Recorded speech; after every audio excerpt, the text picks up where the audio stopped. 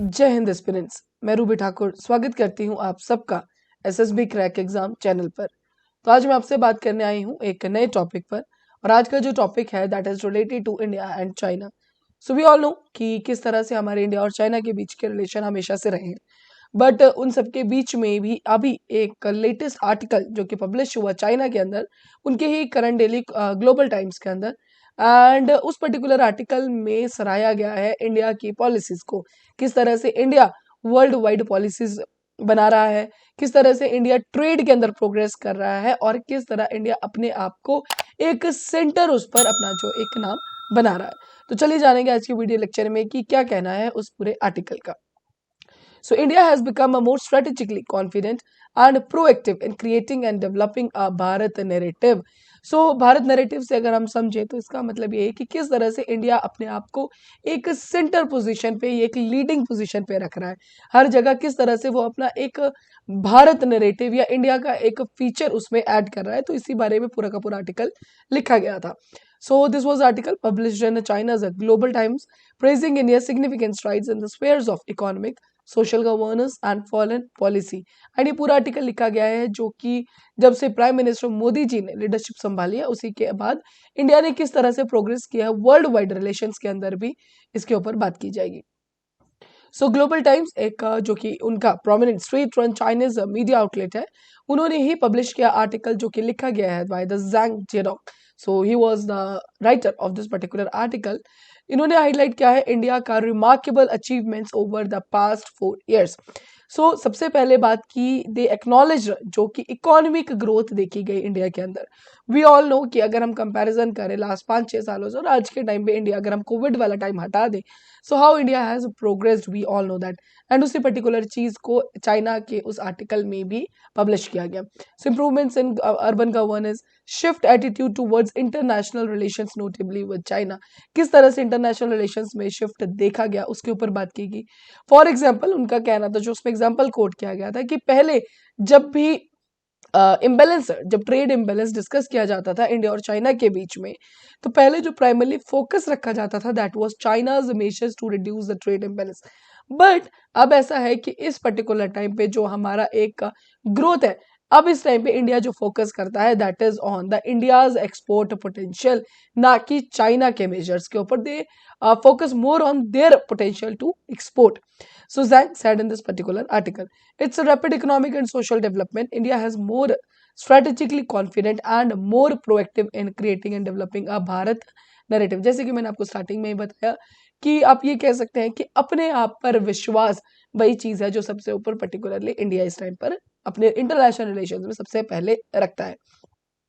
साथ ही उन्होंने इसमें जो कोट किया भारत नैरेटिव के लिए पर्टिकुलरली, जो पहला नॉलेज इंडिया विजिटर्स प्रोग्राम जो कि दिसंबर 2023 में ही ऑर्गेनाइज किया गया था by the Indian council for cultural relations, and जिसके अंदर around 77 scholars from the different 35 countries उसमें आए थे। एंड उसी के बीच में एक्सटर्नल अफेयर मिनिस्टर इंडिया के, जिनका नाम है S. जयशंकर, उन्होंने भी एम्फेसाइज किया the importance of building a strong Bharat narrative and explain the Bharat narrative in terms of economics, development, politics and culture, कि किस तरह से इंडिया एक अपनी छाप छोड़ेगा हर एक क्षेत्र में, चाहे वो इकोनॉमिक्स हो, पॉलिटिक्स हो या कल्चर हो। So this was also said in this particular article. Next उसके बाद बात करी गई डेमोक्रेटिक कंसेंसस के ऊपर। We all know India is a democratic country. So इसमें इनका ये कहना था कि इस पर्टिकुलर टाइम पे एक डेमोक्रेटिक कंसेंसस में इंडियन फीचर डालना वो भी इंडिया ने बहुत ही बखूबी से किया है। So in political and cultural spheres India move from emphasising its democratic consensus with the West to highlighting Indian feature of democratic politics. Currently, there is even more emphasis on Indian origins of democratic politics, reflect India's ambition to escape its historical colonial shadow and act as a world mentor both politically and culturally.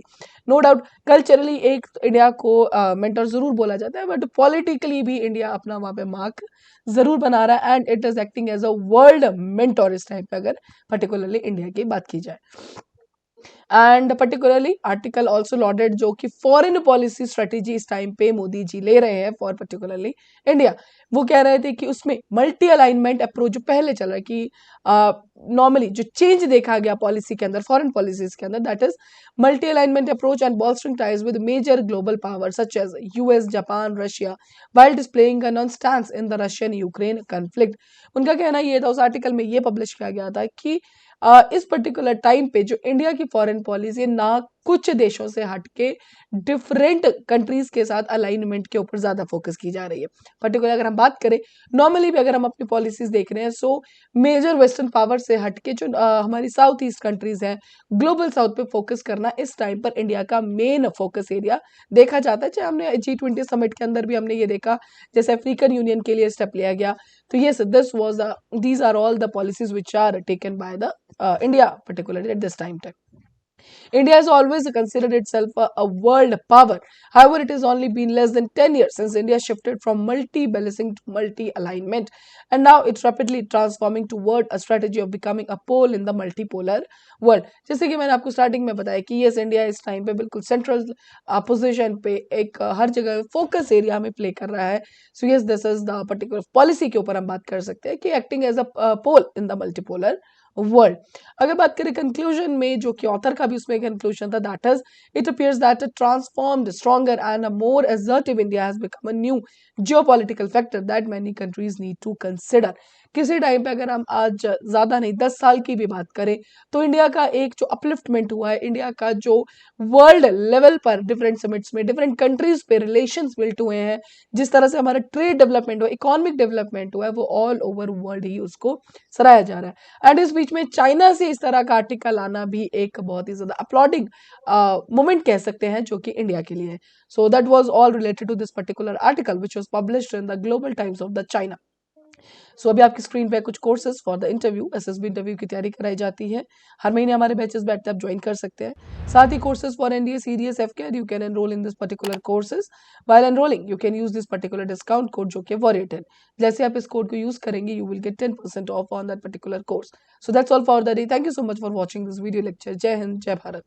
अगर आप एक defence aspirant हैं और SSB interview, NDA, CDS, AFCAT जैसे exams के लिए prepare कर रहे हैं, तो आप एसएसबी क्रैक एग्जाम्स के कोर्स को चेक करना ना भूलें। आप हमारी लर्निंग एप्लीकेशन को गूगल प्ले स्टोर से भी डाउनलोड कर सकते हैं।